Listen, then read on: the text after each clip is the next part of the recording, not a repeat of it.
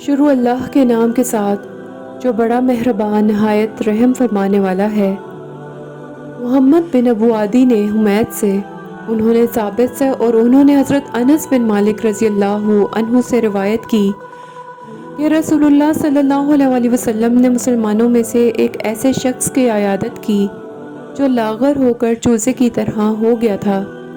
رسول اللہ صلی اللہ علیہ وسلم نے اس سے فرمایا، کیا تم اللہ تعالیٰ سے کسی چیز کی دعا کرتے تھے یا اس سے کچھ مانگتے تھے؟ اس نے کہا، جی ہاں، میں کہتا تھا، اے اللہ، تو مجھے آخرت میں جو سزا دینے والا ہے ابھی دنیا ہی میں دے دے۔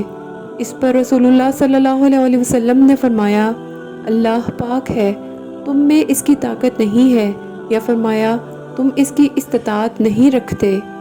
تم نے یہ کیوں نہ کہا، اے اللہ ہمیں دنیا میں بھی اچھائی عطا فرما اور آخرت میں بھی اچھائی عطا فرما اور ہمیں آگ کے عذاب سے بچا لے۔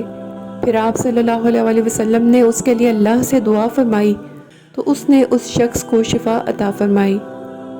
اللہ تعالیٰ سے ہمیشہ خیر کی ہی دعا کرنی چاہیے کیونکہ اللہ تعالیٰ ہر چیز پر قادر ہے۔ ربنا آتنا فی الدنیا حسنۃ وفی الآخرۃ حسنۃ وقنا عذاب النار۔